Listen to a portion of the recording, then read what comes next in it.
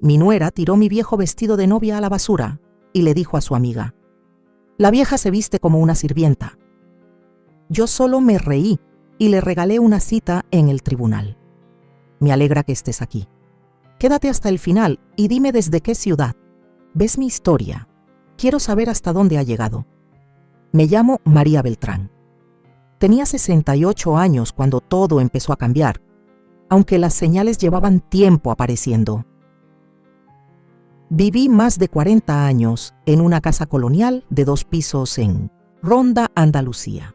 Tomás y yo la levantamos con paciencia, sueños compartidos y años de ahorro. Cada rincón tenía algo nuestro. Tras su muerte, el silencio se volvió mi única compañía. Enseñé literatura toda mi vida, llenando aulas con Shakespeare, Morrison y páginas corregidas al filo de la medianoche. Cuando me jubilé, soñaba con mañanas tranquilas, café, libros y un jardín por cuidar. Pero la vida rara vez se acomoda a los planes. Julián, mi hijo, creció en esa casa. La llenó de risas y pasos descalzos. Se fue a estudiar y el silencio volvió. Regresó con Celia, la mujer que sería su esposa. Al principio todo fue cordial. Ella elogiaba mi comida, preguntaba por las fotos antiguas. Yo hice espacio, en la mesa, en los armarios, en mi rutina. Cuando dijeron que necesitaban un lugar para quedarse solo por unos meses, no lo dudé. Claro que podían usar los cuartos de arriba. Claro que no tenían que pagar renta. Yo creía que estaba ayudando. Pensaba que eso era lo que hacían las madres.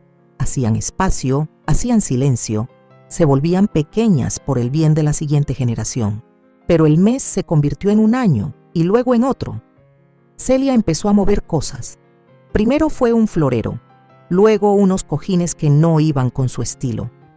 Después fueron cosas más grandes. El bordado enmarcado que hice como regalo de bodas para Tomás desapareció del pasillo.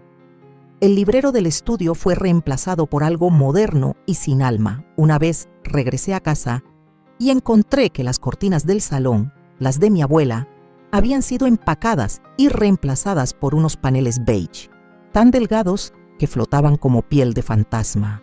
Nunca me preguntaron. Eso fue lo que más me caló, más que los cambios en sí. Nunca me preguntaron, ni por las cortinas, ni por mover todo en la despensa, ni siquiera cuando instalaron una segunda televisión en lo que había sido mi cuarto de costura. Julián siempre sonreía, me daba una palmada en el hombro y me decía: «Mamá», con ese tono tan tranquilo que hacía que todo sonara normal. Y Celia, ella dejó de verme a los ojos.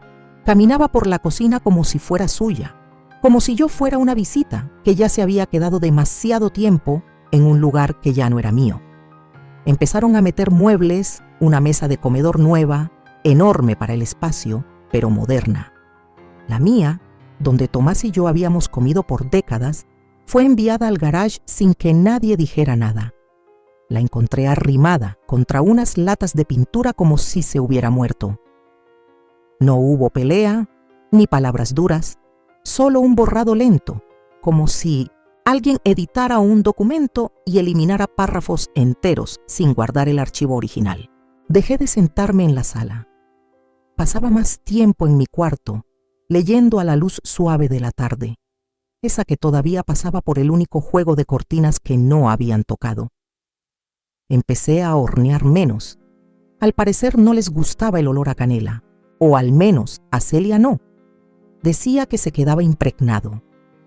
Dejé una libreta al lado de mi cama y empecé a anotar las pequeñas cosas que notaba.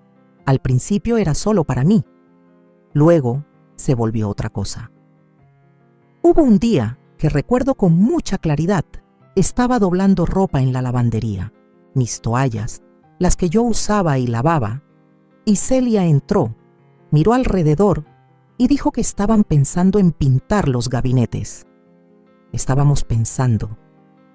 Me quedé ahí, con la toalla en la mano, que aún olía a lavanda, y por mucho rato no dije nada porque ¿qué podía decir? Que yo todavía estaba aquí, que esta seguía siendo mi casa. Ese día volví a abrir el cajón del estudio con llave. No lo había necesitado en años, pero recordaba cada papel que guardé ahí. Escritura, hipoteca, seguros, documentos de fideicomiso, mi nombre, solo el mío, no el de ellos. Se movían por la casa como si fuera un escenario, ajustaban luces, colgaban espejos, ponían su música tan alta que yo tenía que usar audífonos en la cocina. Pero nunca preguntaron por los cimientos, los verdaderos cimientos. La mujer que pagó cada impuesto, la que enterró a su esposo en el jardín bajo una parcha de rosas que todavía riega con manos calladas. Era una casa llena de voces, pero ninguna preguntaba, y yo ya empezaba a preguntarme qué diría finalmente el silencio. Era martes por la mañana cuando bajé al sótano. La luz, tenue como siempre, provenía de un solo foco viejo que colgaba ligeramente de un cable cerca de la escalera. No encendí música ni llevé el celular. Solo necesitaba algo de tela. Me ocurrió de repente coser unas fundas nuevas para los cojines de la silla de mi cuarto. Era un proyecto tranquilo, del tipo que solía disfrutar cuando la casa no estaba llena de pasos ajenos. El sótano siempre había sido mío. A Tomás nunca le gustó. Decía que era muy frío, muy polvoriento, pero a mí me gustaba su olor a concreto y cedro. Me gustaba cómo el tiempo parecía detenerse ahí. El aire no se movía. Las cajas estaban todas etiquetadas con mi letra, cada una un capítulo de la vida que había construido. Decoraciones, navideñas, ropa de bebé, álbumes de fotos, mis viejos materiales de maestra y un baúl largo y plano que no había sido tocado en décadas. Ahí guardé mi vestido de novia, doblado con cuidado, envuelto en papel de seda libre de ácido, sellado con saquitos de lavanda, y una nota para mí misma, escrita el día en que lo guardé ahí, para algún día, por si acaso. Era una promesa a la memoria, una manera callada de conservar. No lo había abierto en años. Nunca hubo motivo, pero yo sabía que seguía ahí. Lo pasé por alto decenas de veces al buscar otra cosa, y siempre sentí una especie de consuelo silencioso al saber que seguía intacto. Corrí a un lado una caja de libros y moví un viejo arcón con sábanas para alcanzarlo. Me crujieron las rodillas al arrodillarme. Mis dedos recorrieron el broche como lo hicieron el día que lo guardé. El metal estaba algo duro, pero se abrió y estaba vacío. Al principio, mi mente no entendía lo que veían mis ojos. Metí las manos en el hueco, los dedos rozando el fondo esperando estar equivocada. Tal vez lo había movido. Tal vez alguien lo había colocado en otro lugar durante una de las tantas veces que se reorganizó todo desde que Celia se mudó. Abrí las capas de papel de seda, pero estaban planas, arrugadas, ligeramente amarillentas, por el tiempo. Nada de tela, ni bordados, ni encaje, solo el fantasma aplastado de algo sagrado. Me recosté hacia atrás con lentitud, el frío del concreto metiéndose en mis huesos. Miré el baúl como si pudiera explicarse solo, pero no dijo nada, solo vacío. Subí las escaleras en silencio, con el corazón golpeando un dolor sordo y extraño que no sentía desde hacía años. Me dije que debía mantener la calma, tenía que haber una razón. Revisé el closet del pasillo, luego el del cuarto de invitados. Abrí cajones, miré debajo de las camas. Cada vez que no lo encontraba, el hueco en el estómago se hacía más profundo. Finalmente, salí al costado de la casa, donde están los botes de basura. El contenedor negro estaba lleno. La recolección era al día siguiente. Levanté la tapa y ahí estaba. El vestido ya no era entero. Lo habían metido a la fuerza en una bolsa de plástico transparente, las mangas enredadas, una esquina de la falda visible a través del plástico. Uno de los diminutos botones de perla se había soltado y yacía en el fondo de la bolsa como un diente caído. El encaje estaba amarillento por el paso del tiempo, sí, pero aún conservaba su forma. Era inconfundiblemente mío. Mi pasado, mi origen reducido a basura. No lloré. Me quedé ahí, con la tapa aún abierta, mientras la luz cruel del sol de la mañana caía directo sobre lo que quedaba. Lo miré como si, con solo observarlo el tiempo suficiente, pudiera devolverlo a su caja, a su memoria, a algo, sagrado e intacto. Al final cerré la tapa. Más tarde esa tarde, escuché a Celia en la cocina. Su voz flotaba ligera por el pasillo. Se reía de haber limpiado cosas viejas. Me quedé en el pasillo, fuera de su vista, aferrándome al pasamanos, como si eso pudiera mantenerme en pie. Me di cuenta de que ella no tenía ni idea. Para ella solo era tela, vieja, amarillenta, pasada de moda. Lo vio y solo vio estorbo, nada más.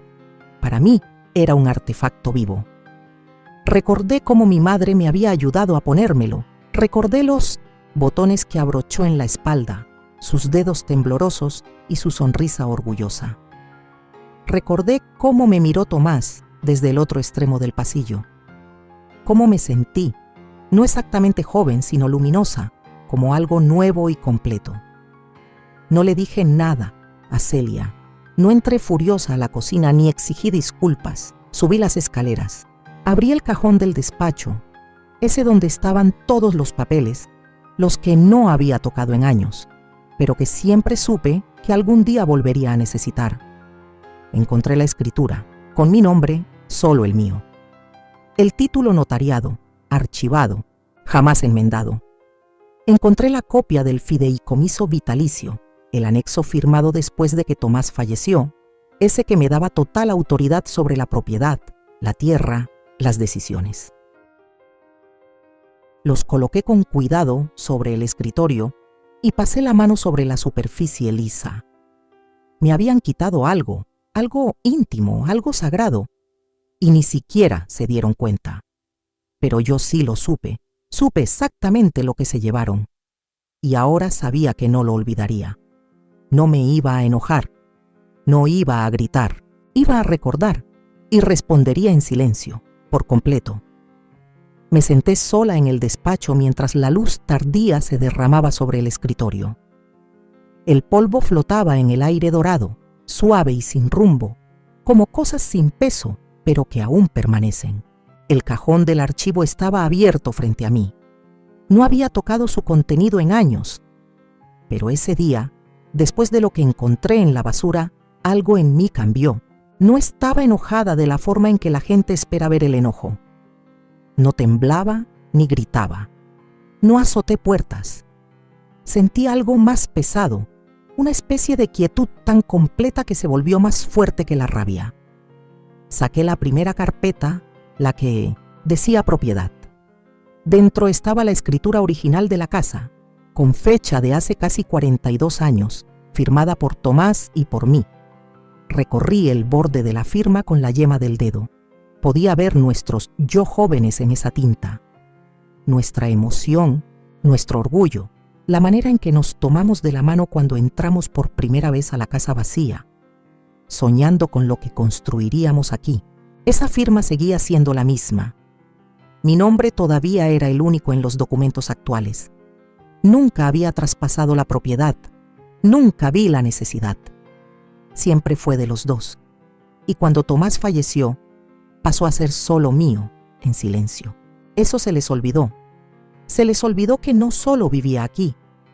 Fui yo quien puso los cimientos de esta casa, quien pagó los impuestos, quien negoció los términos del préstamo, quien juntó cupones durante meses para poder remodelar la cocina en el 92. Fui yo quien se quedó cuando todo lo demás ya se había ido. Pero ese olvido no fue escandaloso. Fue como un borrador lento, silencioso, y lo hicieron con sonrisas en la cara. Saqué más carpetas, seguros, testamentos, finanzas, todo perfectamente organizado. No enseñé en la prepa durante 35 años sin aprender a tener todo en orden. Nunca pensé en esos papeles como armas. Eran simplemente el rastro de una vida vivida con cuidado. Pero ahora se volvieron otra cosa. Se volvieron memoria, prueba, defensa. Cuando Julián regresó a vivir, me dijo que sería temporal, que necesitaban tiempo para ahorrar, para encontrar algo propio. Le creí. Quería ayudar. Siempre ayudo. Ese era mi papel en la familia, la que apoya, la que da, la que mantiene las cosas unidas. Y de a poco empezaron a tratarme como papel tapiz, como fondo, como alguien que debía agradecer por tenerlos en la casa, aunque fui yo quien hizo posible esta casa. Recordé cómo instalaron una segunda cerradura en la puerta principal, una de la que no tenía llave. Para los paquetes, dijeron. En ese momento no lo cuestioné, pero debía hacerlo. Recordé cómo cambiaron la configuración del termostato sin preguntarme. Dijeron que era mejor para el bebé que algún día querían tener. Ese bebé que aún no llegaba, pero cuya idea ya usaban como excusa para reescribir la historia de esta casa. Recordé haber escuchado a Celia por teléfono con una amiga. Llamó a la casa la suya. Dijo que por fin se estaban acomodando. Dijo que yo era dulce pero anticuada, como un mueble vintage que no encaja con la decoración nueva, pero que da pena tirar. Se rió. Yo no. Empecé a poner atención de verdad. ¿A qué cuentas se redirigían? ¿Qué correspondencia llegaba a sus nombres? ¿Qué cosas se encargaban para la casa sin decirme nada? Alfombras, cortinas, hasta una lámpara nueva que ni había visto antes. La línea entre mi hogar y su versión del hogar se volvió borrosa hasta que ya no estaba segura de que me vieran. Pero yo sí los veía, todos los días. Observaba cómo se movían por la casa como si les perteneciera por derecho. Observaba cómo me corregían con dulzura, con ternura, cuando colocaba algo en el lugar equivocado. Observaba cómo mis fotos enmarcadas desaparecían poco a poco de la repisa, reemplazadas por fotos de compromiso montadas y cuadros minimalistas. Mi pasado estaba siendo cubierto con una capa de beige. Lo peor no era el atrevimiento, era la seguridad. La forma en que realmente creían que no me daría cuenta, o peor aún, que no me importaría. Pero sí me importaba. Recordaba cada instante. Cada noche me quedaba acostada, mirando el techo, escuchando sus risas abajo. Cada mañana me movía con cuidado por la cocina, ya sin sentirme en casa, en ese espacio que una vez diseñé con amor. Recordaba cómo tiraron la manta que Tomás y yo solíamos tener en el sillón, porque ya estaba muy desgastada. Esa manta nos había acompañado en gripes, películas nocturnas y el día que trajimos a nuestro hijo del hospital. No dije nada, no en voz alta, pero por dentro algo empezó a crecer. Se les olvidó que yo fui la que manejaba un salón con 30 adolescentes inquietos 5 días a la semana, que presidía juntas de padres, que lideraba cambios en el departamento. Se les olvidó que luché por mantener vivos programas cuando cortaban presupuestos, que guié a maestros nuevos, escribí solicitudes de fondos y construí una reputación en la comunidad que todavía vive en los agradecimientos callados de exalumnos en el supermercado. Se les olvidó que enterré a un esposo y seguí de pie, que terminé de pagar una hipoteca sin pedir ayuda, que mantuve a esta familia a flote incluso cuando tuve que tragarme mi propio dolor y sonreír en cenas navideñas donde nadie se preocupaba por cómo me sentía. Se les olvidó que antes de ser madre fui mujer, que tenía sueños, miedos, historia, fuerza. Se les olvidó que esta no era solo una casa, era yo. Así que me senté con los documentos, los revisé con detalle, tomé notas, investigué regulaciones del Estado, derechos de vivienda, precedentes legales. No para atacar, no todavía, sino para recordar quién era, para recordarme que no era invisible, que no era indefensa. Ellos se olvidaron de quién soy, pero yo no. Y estaba lista para hacérselos recordar. Empecé a levantarme más temprano, no por costumbre ni desvelo, sino con una calma llena de propósito. Mucho antes de que la cafetera hiciera ruido en la cocina de arriba, antes de que el suelo crujiera bajo sus pasos. Ya estaba vestida, moviéndome por la casa como sombra. No hacía ruido, no encendía luces. Me movía en silencio, con intención, como alguien con secretos que cuidar, pero sin ganas de ser vista. Las mañanas volvieron a ser mías. Mientras dormían, me sentaba en el comedor, no en el nuevo que pidieron por internet, sino en la mesita redonda que rescaté del garaje y puse en la sala. Me gustaban sus marcas. Las cortaduras y manchas de agua contaban historias que todavía podía revivir.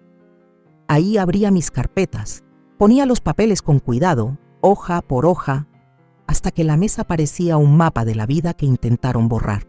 Hacía listas, contactaba a oficinas del condado, llamaba a la oficina del tasador, ingresaba a portales que no usaba desde hacía años. Me volvió más rápido de lo que imaginaba. Mi mente no se había embotado. Al contrario, cada clic, cada confirmación la agudizaba más. Mi nombre seguía en el título de propiedad. Mi firma seguía en el fideicomiso y el control del uso del terreno aún me pertenecía. Incluso los servicios seguían registrados a mi nombre. No se les ocurrió cambiarlos. Ni siquiera sabían que podían hacerlo. No se daban cuenta de que vivían en una estructura sostenida por un andamiaje invisible que yo misma construí. No buscaba venganza. No en ese momento. Lo que necesitaba era claridad. Trazar una línea firme entre lo que ellos daban por hecho y lo que era en realidad. Y si para eso debía llenar formularios, redactar cartas, revisar cada rincón legal y financiero de mi vida, pues eso haría. La impresora que guardaba en la habitación de invitados no dejaba de zumbar cada mañana con páginas nuevas, notificaciones, verificaciones, estados de cuenta. Hacía respaldos digitales, carpetas cifradas. Abrí una caja de seguridad en un banco del otro lado de la ciudad y guardé copias de todos los documentos importantes ahí. Actualicé mi testamento, añadí cláusulas, aclaré lo que antes era ambiguo, no dejé nada al azar. Fui al juzgado a pedir un resumen certificado de propiedad. Presenté un aviso de restricción para impedir el uso no autorizado del terreno en eventos públicos o privados, incluyendo reuniones grandes. Fue un trámite silencioso, nadie se dio cuenta, pero significaba algo. Significaba que la boda que planeaban tan cuidadosamente en mi jardín ya no podría celebrarse legalmente. Nunca me lo mencionaron. Eso lo hizo más fácil.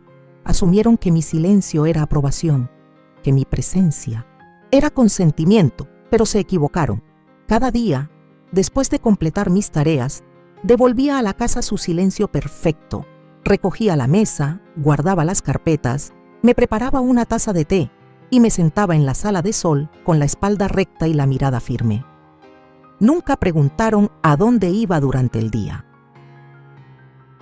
Cuando volvía con papeles en la bolsa o recibos del banco escondidos entre las páginas de una novela, no lo notaban. Celia estaba demasiado ocupada con los floristas y las pruebas del vestido. Julián se había vuelto pasivo, desconectado del hogar. Ya no hacía preguntas, solo asumía que todo estaba bien mientras hubiera comida en el refri y funcionara el internet. Dejaron de verme como alguien que toma acción, y yo los dejé. Esa invisibilidad se volvió una fortaleza. Hubo días en que tenía que quedarme sentada en el estacionamiento de la oficina de asistencia legal durante media hora antes de entrar, recordándome que tenía todo el derecho de estar ahí, todo el derecho de hacer preguntas, de buscar claridad, de proteger lo que yo misma había construido. Nadie más lo haría por mí, y mucho menos quienes vivían bajo mi techo, los que veían mi vida como algo prescindible, pasado de moda, fácil de reemplazar. Revisé los contratos que habían enviado a los proveedores. Eran descuidados, usaron mi dirección, mi terreno. Asumieron que, como no me había opuesto, tenían vía libre para convertir mi hogar en el escenario de su celebración. Incluso mandaron imprimir invitaciones con mi dirección al final, en una caligrafía cursiva y elegante. Pedí una copia. La sostuve entre mis manos una tarde, cuando llegó el correo, y la leí despacio. No había ni una sola mención de mí, ningún reconocimiento, solo una fecha, una hora, un lugar, mi lugar, marcado como un espacio de alegría del que me habían borrado. Esa noche no dormí, pero sí me preparé. A la mañana siguiente me reuní con una abogada, nada ostentosa, no del tipo que amenaza ni hace alarde, sino una mujer callada, con lentes, que escuchaba más de lo que hablaba. Le mostré los documentos, le conté la situación con palabras escogidas. Ella no preguntó por qué había esperado tanto, solo preguntó qué quería que pasara. Le dije que quería recuperar el control, no caos, no castigo, solo la verdad. Asintió y tomó nota. Redactamos una orden de cese y desista por uso comercial de propiedad residencial. Revisamos las leyes estatales sobre licencias para eventos, responsabilidades, molestias públicas. Nos preparamos para todo. Luego, esperamos. Esa tarde volví a casa e hice una sopa. Celia pasó por la cocina y sonrió sin prestar atención. Mesdo dijo que la organizadora de la boda pasaría la próxima semana a tomar medidas para la carpa. Asentí y seguí revolviendo la olla. Se fue sin decir nada más. No vio el sobre escondido bajo el periódico local sobre la barra. No vio que mi quietud no era rendición, era precisión. El trabajo invisible se acumula, se fortalece el alma de formas que los gritos jamás podrían. Al final de esa semana, ya habíamos entregado los últimos papeles. El terreno, el calendario, los contratistas, todo quedaba afectado. Ellos aún no lo sabían, pero algo había comenzado a moverse, en silencio. Tan callado como yo había estado durante meses. Pero a diferencia del silencio, esto tenía peso, tenía forma, y pronto hablaría. La mañana en que empezó a desmoronarse no se veía distinta a las demás. El sol entraba con el mismo ángulo afilado por la ventana de la cocina. La cafetera burbujeaba con su ritmo de siempre. Los pájaros picoteaban entre las hortensias del jardín. Yo seguía mi rutina matutina como siempre, con calma, sin apuros, en silencio. Mientras tomaba mi té, abrí el correo. La mayoría eran cosas sin importancia, catálogos que jamás pedí, una postal de una clínica dental a la que no iba desde hacía años.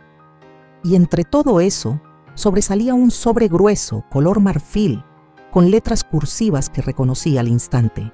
Era la invitación formal a la boda. Mi nombre completo estaba impreso en la etiqueta del sobre, pero en la tarjeta no había ni una sola mención de mí. Ni en los detalles, ni en los agradecimientos, solo el cuándo y el dónde acompañado de una foto sonriente de ellos, enmarcada con bordes de lavanda suave. La ceremonia iba a celebrarse en el jardín, bajo un arco floral rústico, con espacio para 80 personas, seguida de cócteles en el césped de abajo. Mi jardín, mi casa, mi nombre ni siquiera aparecía entre los anfitriones. Di vuelta la invitación en mis manos con lentitud, como si examinara una traición pequeña, pero hermosamente disfrazada en papel elegante. Presioné mi pulgar sobre el relieve de sus iniciales. Todo el refinamiento de esa tarjeta hacía que el desdén se sintiera más cortante. Dejé el sobre la encimera y salí al patio. Había llovido la noche anterior. El pasto seguía húmedo, blando bajo mis pantuflas. Caminé por el borde del jardín y me detuve justo donde planeaban construir el arco. Ya habían clavado una estaca de madera en la tierra, seguramente como señal. 2 árboles cercanos tenían listones atados, ondeando suavemente con el viento. Las preparaciones ya habían comenzado y nadie había dicho nada. Eso fue lo que más se me quedó grabado, el silencio. Hicieron planes sobre lo que era mío, imprimieron sus sueños sobre mis límites sin siquiera un gesto hacia mí, como si mi permiso se diera por hecho, o peor aún, como si no importara. Volví adentro y me quedé viendo el calendario en la pared. La fecha estaba marcada con tinta roja. No la había notado antes, o quizás sí, pero no le di importancia. Me quedé quieta un momento, congelada, y luego subí al estudio y abrí el gabinete. Las cartas que envié la semana pasada ya estaban en curso. Recibí confirmación de la oficina de renta del lugar. La solicitud a mi nombre había sido cancelada. Los depósitos, todos hechos con mi dirección y mis datos bancarios, fueron devueltos directamente a mi cuenta, sin alboroto alguno. También me llegó la confirmación sellada de la queja de zonificación. El membrete era simple pero oficial. Decía que una residencia privada no podía usarse legalmente como espacio para eventos comerciales sin permisos y que cualquier evento, programado que excediera cierta capacidad, estaría en violación del reglamento de la ciudad. Se programó una inspección de seguimiento para la semana siguiente. El inspector no tendría que esforzarse mucho. 80 sillas, una carpa, baños portátiles, estacionamiento para decenas de autos en un vecindario con calles angostas. Sería fácil que dijeran que no. Yo simplemente me aseguré de que les pidieran que vinieran. Esa mañana llamé a la empresa de banquetes cuyo nombre estaba impreso en la invitación. Pedí confirmar la reservación. La joven al teléfono fue amable, pero parecía desconcertada. Abrió el archivo. Mi dirección aparecía registrada. También mi nombre. Me preguntó si era la madre de la novia. Le dije que era la dueña del inmueble y que el evento había sido cancelado. Dudó un momento, dijo que necesitaría una confirmación por escrito. La envié antes de colgar. Usé el membrete de la oficina de mi abogado. El tono era sereno, profesional, definitivo. Esa mañana no les dije nada. No mencioné una sola palabra a Julián ni a Celia. Los observé moverse por la cocina, hablando de las últimas pruebas del vestido y de la entrega de las flores. Brillaban de emoción, sin saber que el suelo bajo su día perfecto comenzaba a resquebrajarse. Más tarde, Celia sacó una carpeta y mencionó que la organizadora pasaría por la tarde. Me pidió que mantuviera al perro adentro para que pudieran recorrer el terreno sin interrupciones. Asentí. El perro había muerto hacía 2 años. Ellos nunca notaron que yo seguía susurrando su nombre al pasar junto a su viejo plato de comida. Cuando salieron a hacer mandados, recorrí la casa con calma, habitación por habitación. Toqué el marco de la puerta donde habíamos marcado la altura de Julián cada año hasta que cumplió 16 y ya no quiso seguir. Me detuve en el pasillo, donde Tomás solía esperarme con el abrigo en la mano, listo para nuestras cenas de los viernes en el mismo restaurante italiano donde fuimos durante 30 años.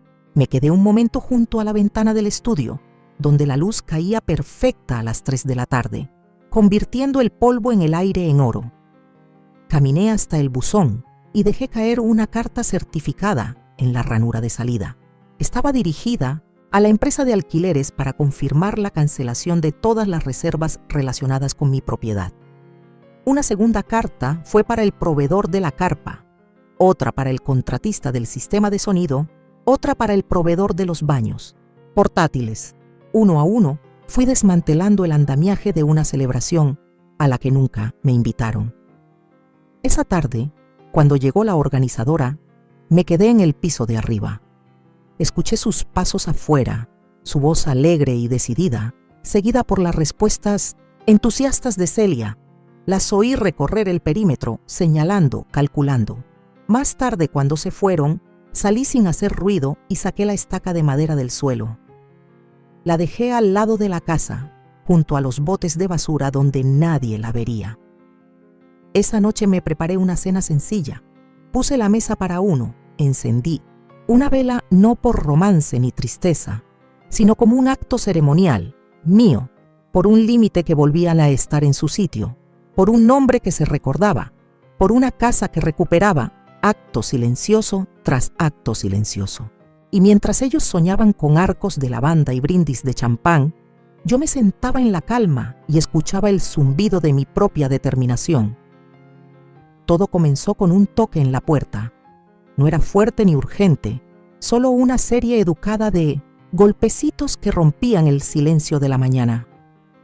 Al abrir, un mensajero estaba allí, con una caja grande, blanca, brillante, envuelta con un listón plateado atado con cuidado. La etiqueta estaba dirigida a Celia.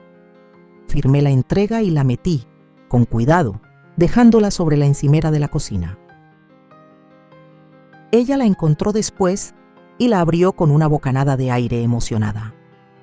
La vi levantar la tapa y apartar el papel de seda blanco como si descubriera un tesoro. Docenas de invitaciones apiladas con orden y selladas con lacre. Eran más pesadas de lo que imaginaba, impresas en cartulina gruesa, con caligrafía elaborada y diseños florales de lavanda en las esquinas. Ella sostuvo una a contraluz, admirándola como si fuera una obra de arte. Julián entró poco después y la rodeó con los brazos por la cintura. Rieron bajito, se susurraron cosas. Luego ella sacó una pluma y comenzó a escribir nombres en los sobres.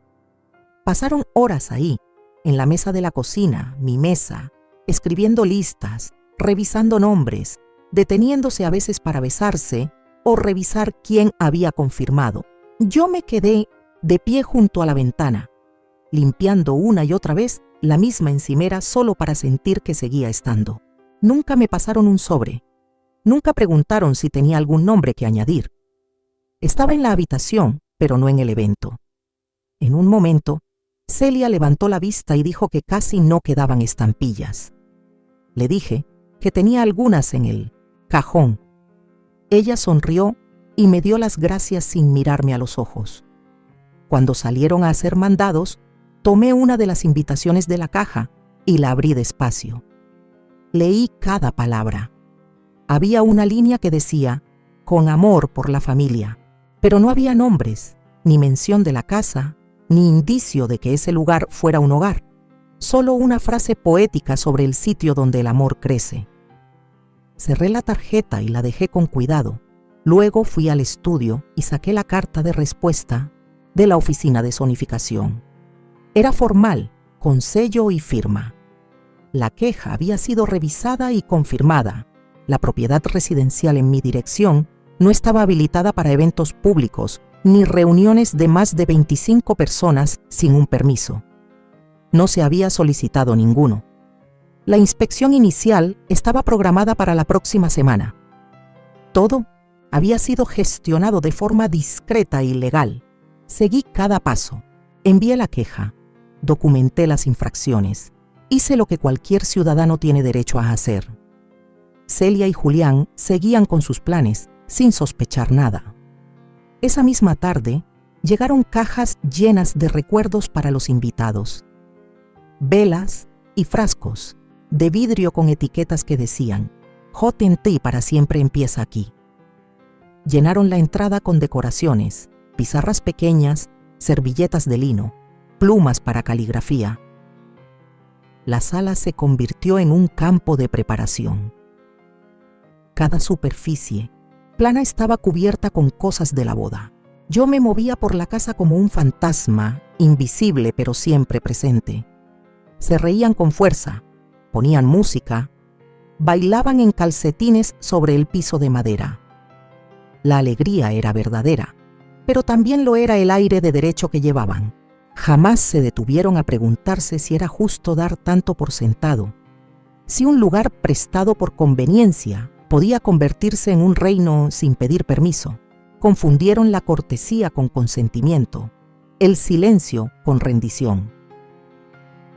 Esa noche, Celia me preguntó si me importaba revisar los correos de confirmación por ella. Dijo que estaba saturada. Abrí su laptop y leí los mensajes. Había docenas, familia, amistades, conocidos. Algunos escribieron palabras amables, otros agregaron peticiones especiales, preguntas sobre estacionamiento, necesidades alimenticias, preocupaciones de accesibilidad, y casi todos mencionaban el lugar por su nombre, The Beltran House. Me sacudió, The Beltran House. Usaron mi nombre, mi identidad, como marca para su celebración, y sin embargo, yo no existía en su historia. No me dieron las gracias, no me incluyeron, ni siquiera me reconocieron. Cerré la laptop y me recosté. A la mañana siguiente fui al centro y me reuní otra vez con mi abogada. Ella ya tenía redactadas las cartas de cese y desista para cada uno de los proveedores principales. Ajustamos las cartas con nueva información, la respuesta confirmada de zonificación, el calendario de cumplimiento, la falta de permisos. Enviamos las cartas por correo certificado. Una para el servicio de banquetes, una para la florista, una para la empresa de carpas, una para el proveedor de equipo. Cada sobre sellado con precisión y legalidad. No lo hice por castigo, lo hice por protección. Al volver a casa encontré otra caja en la puerta. Esta traía bolsas de bienvenida para los invitados, bolsitas de lavanda, mini botellas de champaña, jabones artesanales, cada una con una etiqueta que decía: gracias por ser parte de nuestro para siempre. Tomé una y la giré entre mis dedos, el peso, la suavidad de la tela, el cuidado en su creación. Todo me recordó a los recuerditos que hice para el cumpleaños número 5 de Julián. Pasé horas recortando estrellas de fieltro, pegando lentejuelas, amarrando listones. Lo hice con el mismo amor, pero en aquel entonces él había entrado a la cocina, me rodeó el cuello con los brazos y dijo: gracias, mamá. Esta vez no hubo ni una palabra. Volví a meter la bolsa en la caja y cerré la tapa. Después salí al patio y caminé hasta el borde del terreno. Me quedé ahí un buen rato, mirando el césped, imaginando 80 sillas, un sistema de sonido, meseros con delantales blancos sirviendo bebidas. Imaginé música sonando, risas, baile, el tintinear de copas de champaña, y luego imaginé el silencio que vendría después de que los proveedores recibieran las cartas, cuando empezaran las cancelaciones, cuando el plan perfecto comenzara a desmoronarse, no con escándalo, sino con formalidad. Me di la vuelta hacia la casa, respiré hondo y entré. La cocina seguía llena de sobres, pero ni uno llevaba mi nombre. La primera señal fue apenas perceptible. Una notificación apareció en el celular de Celia mientras se bañaba. La pantalla se encendió sobre la barra de la cocina, justo al lado de donde yo enjuagaba los platos. No leí el mensaje. No hizo falta. Se alcanzaba a leer el asunto. Aviso de cancelación. Servicios de carpa. Me sequé las manos y me fui. Ella lo encontró unos minutos después. Escuché sus pasos arriba, nerviosos, desordenados. El taconeo era irregular, disperso. Un poco después, la voz de Julián resonó por el pasillo, aguda y desconcertada. No fuerte todavía, pero subiendo, de tono. Me quedé en mi cuarto. Esperé. Horas más tarde llegaron más señales. Llamó la florista, luego la empresa de alquiler de sillas, después el DJ. Uno tras otro los detalles del evento comenzaron a deshacerse. Cada llamada terminaba con el mismo tono. Disculpas mezcladas con desconcierto, seguidas por respuestas de Celia cada vez más secas. Julián dejó 2 mensajes a la organizadora, luego un tercero. Su voz se volvía más débil con cada intento. Desde mi rincón en el solario, observé cómo empezaban a transformarse. No la casa, sino ellos, el brillo del control, el barniz de la seguridad, el optimismo planeado. Todo comenzó a resquebrajarse. Y debajo empezó a asomar algo más sincero. Para la noche, el comedor que usaban como centro de organización era un campo de batalla.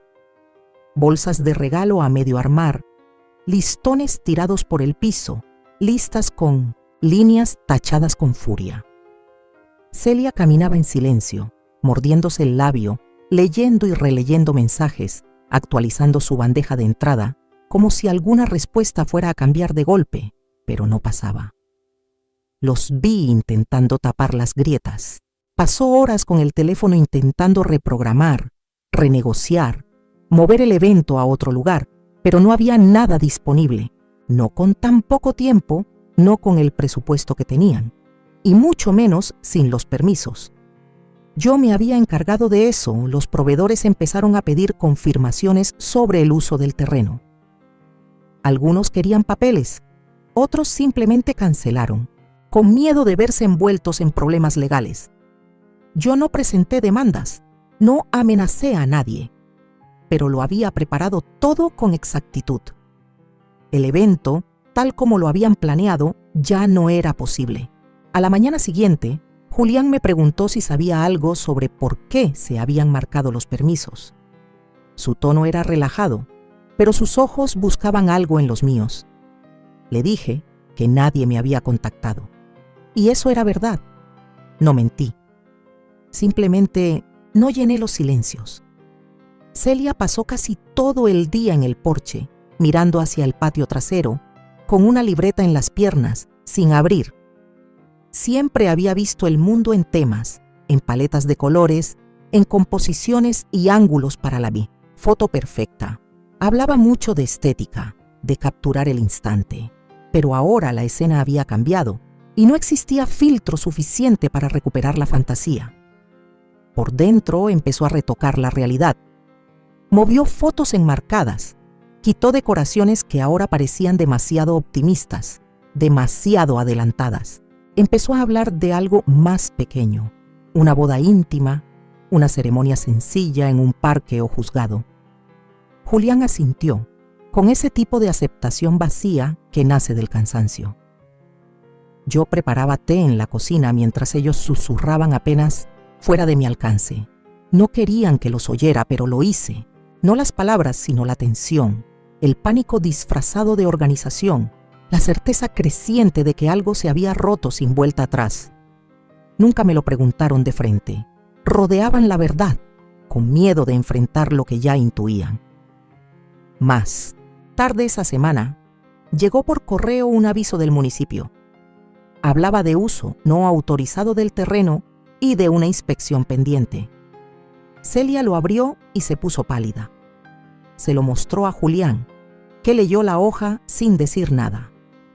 Los dos se sentaron en la mesa de la cocina, derrotados. La caja con las invitaciones seguía ahí, a medio llenar. Dejaron de decorar desde ese momento. La organizadora canceló. El fotógrafo devolvió el dinero. Las velas de lavanda, que antes marcarían el camino de la casa al jardín, fueron guardadas y apiladas en el pasillo.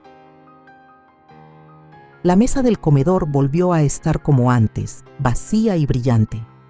La emoción que antes vibraba en el aire como electricidad desapareció, dejando un tipo de niebla opaca. Por primera vez, la casa volvió a sentirse mía. No porque ellos lo dijeran, sino porque su ilusión se había quebrado y la mía había resistido. Esa noche salí sola al patio trasero. El pasto había crecido un poco, suave bajo mis pies. El viento movía las ramas encima de mí y el aire olía a jazmín, a atardecer. Me quedé parada en el lugar donde habría estado la carpa, donde alguna vez imaginaron decir sus votos bajo un arco cuidadosamente armado. Ahora solo quedaba el espacio abierto y el silencio. Me giré hacia la casa y vi el resplandor cálido de las ventanas adentro. Se movían despacio, con cautela, como si de pronto fueran conscientes del suelo que pisaban. No sabían qué decirme. Evitaban la conversación directa, eligiendo en su lugar gestos pequeños, reconocimientos callados. Los dejé. No necesitaba una disculpa. Lo que quería era reconocimiento, no con palabras, sino con presencia, con conciencia, con la manera en que dudaban antes de dar un paso. Finalmente, inseguros de su lugar, volví a mi cuarto y me senté junto a la ventana. Vi al viento juntar las ramas de los árboles y sentí cómo el silencio volvía a asentarse. La boda no se canceló, pero fue retocada, reducida, hecha más pequeña, alineada con la realidad. No la que pintaron en tonos pastel y caligrafía, sino la que existía debajo de eso, la mía. Y por primera vez en meses, dormí sin despertarme. El juzgado no estaba lejos, solo a unas cuadras de la biblioteca, a la que solía llevar a Julián cuando era niño. Recordé el estacionamiento, la banca junto a la entrada, el olor del pasto recién cortado en la franja del medio. Habían pasado años desde que crucé esas puertas, pero nada había cambiado. Las paredes seguían con ese mismo murmullo de autoridad tranquila, como si conocieran demasiadas historias como para impresionarse con una más. Pasé por los detectores de metal y encontré la sala del tribunal con mi abogada a mi lado. Ella cargaba una carpeta delgada. Yo no llevaba nada. Todo lo que necesitaba ya estaba escrito en las líneas de mi rostro. No era un juicio, no de verdad. Era una audiencia preliminar, un trámite, pero se sentía más denso. El peso de mi nombre, mi propiedad, mi historia, todo estaba en juego ahora. El abogado contrario era agudo, joven, con esa confianza exagerada que tienen quienes creen que el papeleo equivale al poder. Celia y Julián estaban del otro lado del salón, rígidos e incómodos. Ella vestía un traje claro, con los labios apretados. Él se veía más pequeño de lo que recordaba, como el niño que una vez abracé después de que se cayera de la bici y no dejaba de sangrar. El juez llamó al orden. Los abogados comenzaron su danza, hablando en tecnicismos, citando fechas y anexos. Mi nombre se repitió demasiadas veces en bocas que no me conocían. Apareció la frase obstrucción intencional. También represalia. El abogado de ellos aseguró que saboteé un evento familiar por despecho, que usé mi posición como dueña del terreno para vengarme. Escuché en silencio. Cuando mi abogada se levantó, presentó nuestros documentos. Copias de las leyes de uso de suelo, avisos de cancelación, comunicaciones con proveedores y, lo más importante, el título de propiedad y los acuerdos del fideicomiso. Habló con claridad, con respeto, sin adornos. No apeló a las emociones. Habló de derechos, límites, propiedad. Entonces el juez me miró. Preguntó si quería hablar. Asentí una vez. Me levanté despacio, con firmeza, y caminé hacia el centro de la sala. El micrófono captó mi respiración antes que mi voz. No llevaba notas. No los necesitaba. Le dije al juez quién era. Una maestra jubilada, viuda, madre, la única dueña de una casa en la que viví por más de 40 años. Una casa que ayudé a construir, a cuidar, a defender. Conté cómo poco a poco mi vida fue desapareciendo del espacio que yo misma había creado. Cómo se tomaron decisiones sin preguntarme. Cómo el vestido que usé el día que me casé con mi esposo fue tirado a la basura sin decirme nada. Les dije que no actué por venganza. Actué en defensa. Que usé la ley no como arma, sino como escudo. Que no destruí la boda. Fueron ellos al construirla sobre algo que nunca les perteneció. Expliqué que el silencio no es consentimiento, que la generosidad no es permiso, que el amor de una madre no es un cheque en blanco para que se crean con derecho a todo. La sala quedó en silencio. El juez me observaba sin parpadear. Nadie me interrumpió. Hablé del legado, no del que se escribe en testamentos, ni del que se graba en lápidas, sino del que habita en las esquinas de las habitaciones, en el crujido de las escaleras, en la forma en que una mujer dobla una cobija al final del día y sabe que está en casa. Les dije que lo único que siempre quise fue respeto, no celebraciones ni agradecimientos, solo la dignidad de ser vista en la casa que construí. Di un paso atrás. Celia bajó la mirada al suelo. Julián se quedó viendo la pared detrás de mí como si buscara una máquina del tiempo. Mi abogada me tocó suavemente el codo cuando regresé a mi lugar. El juez no hizo más preguntas.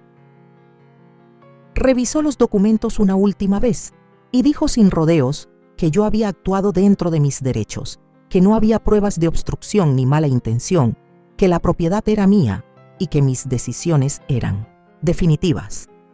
La sesión terminó rápido después de eso. Salí de la sala y me encontré con la luz del atardecer. Era más suave de lo que imaginaba, más cálida. El estacionamiento ya estaba lleno desde que llegué. El mundo había seguido girando mientras yo me explicaba en un cuarto lleno de extraños. Celia y Julián salieron por otra puerta.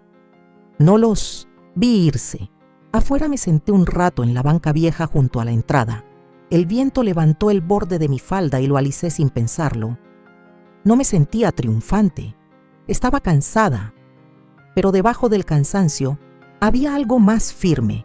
No era satisfacción, ni siquiera justicia. Era paz. Una paz ganada con esfuerzo y completamente mía. Al día siguiente de la audiencia, la casa estaba en calma como no lo había estado en años. No era silencio ni vacío. Era quietud, una quietud que no pedía ser llenada. Me moví por la casa despacio, sin rumbo, dejando que mis manos rozaran los respaldos de las sillas, los marcos de las puertas, el borde del mostrador de la cocina. Las superficies se sentían distintas ahora, no como si fueran mías de nuevo, pero sí como si estuvieran intactas, respetadas, dejadas en paz. Julián y Celia no regresaron esa noche. No había zapatos junto a la puerta. No había abrigos colgados en los ganchos. Las luces del pasillo, que solían quedarse encendidas por horas, estaban apagadas. No me pregunté dónde estaban. No llamé, no escribí. La casa volvía a sentirse como mía porque ya nadie trataba de hacer la suya. Preparé el té como siempre lo hacía. Hojas sueltas en el infusor. Lo dejé reposar exactamente 4 minutos, con un chorrito de limón. Me senté junto a la ventana de la cocina y miré la calle. Vi a una vecina paseando a su perro, un chavo deslizándose en su patineta por la banqueta, un señor mayor batallando para arrastrar su bote de basura hasta la banqueta. La vida seguía, sin prestarle atención a todo lo que yo acababa de vivir. Más tarde, esa misma tarde, recibí un mensaje en el celular. Era de Julián, solo una línea. Pasaremos más tarde por unas cosas.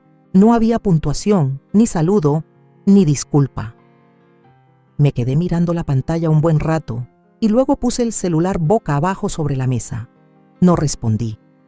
Llegaron como a las 6, unos golpecitos suaves en la puerta. No era el tipo de toque seguro que solían usar. No era el ritmo que Julián tenía desde niño, solo 2 golpes cortos.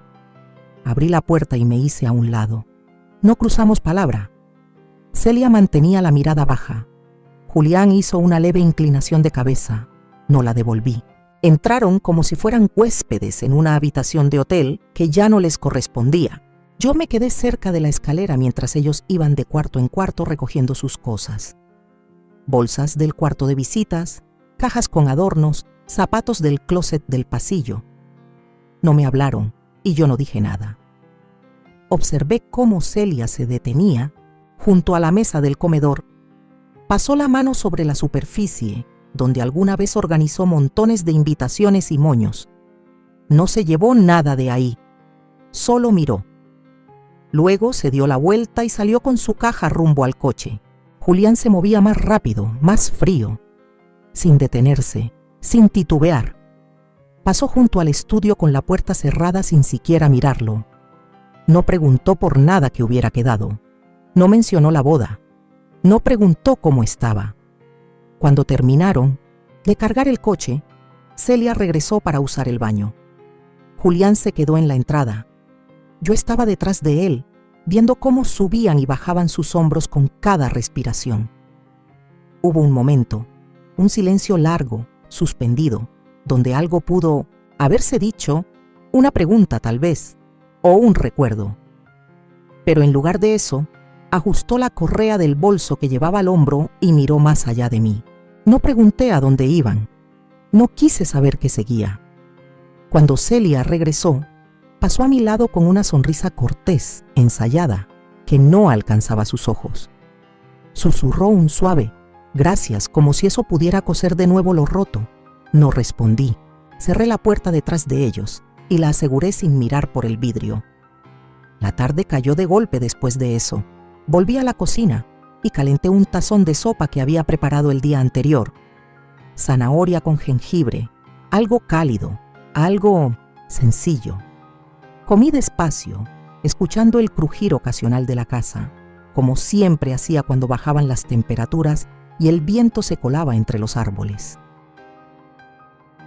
Encendí la radio un rato, Dejé que la música clásica llenara con su murmullo los espacios entre los cuartos. Regué la planta junto a la ventana. Doblé de nuevo una cobija sobre el sillón. Guardé una pila de libros que llevaba semanas, juntando polvo junto a las escaleras. Hice todo eso no porque fuera necesario, sino porque volvía a sentirse como mío. Antes de acostarme, salí una última vez al porche. La luz lanzaba un círculo ámbar sobre las tablas de madera. El aire estaba fresco, limpio, con un leve aroma a pino. Me quedé ahí de pie, con las manos alrededor de una taza tibia, mirando el patio en silencio. No había arcos, ni sillas, ni adornos, solo pasto, árboles y sombras. No pensé en lo que podrían contarle a los demás, si alterarían la historia, si la vestirían con palabras bonitas o se editarían para parecer mejores. No importaba. No buscaba aprobación. No estaba planeando discursos. Ya había dicho lo que tenía que decir en ese juicio. Y antes de eso, en cada decisión silenciosa que tomé para proteger lo mío. No todo necesita una última frase. Hay verdades que deben quedar solas, intactas, sin azúcar ni explicación. Entré de nuevo, apagué las luces y dejé que la noche tomara su sitio. Fue un domingo cuando por fin abrí otra vez el closet del piso de arriba. No porque necesitara algo de ahí, sino porque sentí que algo en el aire había cambiado, como si una puerta cerrada desde hacía mucho se hubiese destrabado sin hacer ruido. El pasillo estaba bañado por la luz suave del final de la mañana, dorada y tranquila, entrando por la ventana alta y dibujando franjas largas sobre el piso. Caminé, descalza. La madera estaba cálida bajo mis pies. No había tocado ese closet en meses. Ahí solía guardar cosas especiales, sábanas de temporada, álbumes viejos de fotos, unas cuantas cajas con retazos de tela que siempre dije que convertiría en colchas. Pero en algún momento, ese closet se había vuelto un sitio para olvidar. Cerraba la puerta y lo dejaba ahí, como un libro que me daba miedo terminar. Pero esa mañana me paré frente a él sin dudar. Mi mano buscó la perilla, lo abrí con cuidado. El aire adentro era fresco, inmóvil. Los estantes estaban ordenados, intactos. En el de arriba descansaba una caja plana y poco profunda. La tomé con delicadeza, la bajé y la llevé hasta la orilla de la cama. Era más ligera de lo que recordaba. Me senté, la coloqué sobre mis piernas y levanté la tapa. Adentro, un manojo de cartas atadas con un listón azul pálido, algo deshilachado en las puntas. Había fotos en blanco y negro de mi infancia, polaroids desteñidas de nuestro primer verano en la casa, imágenes de Julián en cada etapa de su niñez, una donde Tomás lo sostenía junto a un árbol, los dos sonriendo con esa misma sonrisa tan amplia. Toqué el borde de esa foto y sentí un calor que no me había permitido sentir en mucho tiempo. Debajo de las fotos, un sobre pequeño con mi nombre escrito con la letra de mi mamá.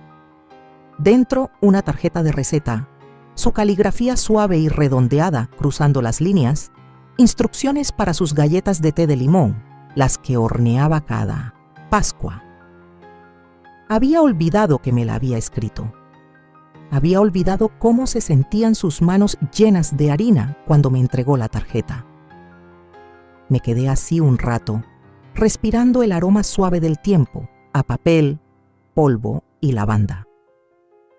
El silencio. En ese closet no estaba vacío, estaba lleno de regalos, lleno de personas que ya no caminaban por los pasillos, pero que seguían vivas en notas dobladas y fotos sonrientes, pétalos prensados entre páginas en el espacio entre suspiros. Guardé todo de nuevo en la caja con cuidado y volví a poner la tapa. Luego me levanté, caminé por el pasillo y dejé la caja en el cajón del estudio, no escondida, sino colocada con intención, lista para abrirse otra vez sin temor. El resto del día se deslizó sin prisa. Horneé solo para mí una pequeña tarta de manzana en el molde de cerámica que Tomás me compró un día, sin planearlo, en una tienda de antigüedades al borde del camino. Me senté en el porche mientras se horneaba con una cobija sobre las piernas, el árbol de cornejo del jardín meciéndose con el viento. La luz se movía por el suelo del porche a medida que pasaban las horas, larga y dorada a media tarde. Cuando la tarta estuvo lista, la dejé enfriar y corté una rebanada perfecta. La corteza se desmoronó bajo el cuchillo. Me la comí con un tenedor pequeño, saboreando la canela y la suavidad de la fruta, el crujido sutil del azúcar en el borde. No era para ninguna ocasión. No tenía que serlo. Más tarde, limpié las ventanas del comedor. Llevaban tiempo sin tocarse. El polvo se aferraba a los marcos, a las esquinas del vidrio. Las limpié despacio, con paciencia, hasta que brillaron. La luz que entró después se sentía más limpia, como si la casa por fin hubiera soltado un suspiro guardado por años. Al anochecer, saqué un suéter viejo del cajón y me lo puse. Las mangas estaban flojas, estiradas por el tiempo, pero seguía abrazando con calor donde más lo necesitaba. Preparé una taza de té de hierbas y me quedé un rato frente al espejo, mirándome sin juzgarme, solo con una especie de curiosidad tranquila. Las líneas en mis ojos, las canas que ya se notaban, la forma en que mantenía los hombros firmes, incluso cuando nadie me veía. Después abrí mi planificador, no el de cumpleaños y listas del súper, sino ese cuaderno de cuero que una vez usé para anotar ideas, sueños, proyectos que juraba que algún día comenzaría. Años sin tocarlo, pero ahí estaba, esperando. Pasé las páginas, los dibujos de un jardín que quería construir, notas de un club de lectura comunitario que nunca empecé, recetas por probar, lugares que quise visitar. Tomé una pluma y empecé a escribir. Apunté el nombre de la universidad que ofrece cursos para adultos en la zona. Había una clase de acuarela que comenzaba en un mes. Una mujer de la parroquia de Santa María la había mencionado una vez y yo la ignoré. Pero ahora no me parecía una tontería. Me parecía justo. Anoté la dirección del viejo centro comunitario donde una vez di clases de lectura en verano. Pensé en volver como voluntaria. Tal vez ayudar en programas de alfabetización o dar tutorías por las tardes. No me abrumaba la idea. Me hacía sentir con los pies en la tierra, como si todavía tuviera algo que aportar. Incluso escribí que debía pasar por la agencia de viajes del centro, esa que aún imprime folletos. No sabía a dónde iría, pero la posibilidad de salir, aunque fuera un fin de semana, se sentía como una lucecita encendiéndose otra vez. La casa podía esperar. Mis recuerdos no se iban a ir, pero yo sí. Más tarde esa noche apagué las luces al subir las escaleras, dejando que la casa se hundiera suavemente en la oscuridad.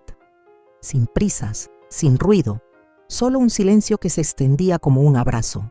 Antes de acostarme, abrí una vez más el closet del pasillo, no para sacar nada, solo para dejar la puerta entreabierta, solo para dejar que el silencio respirara. En algún lugar de ese silencio me encontré de nuevo, no como madre, ni como anfitriona, ni como una sombra en los márgenes de otras vidas.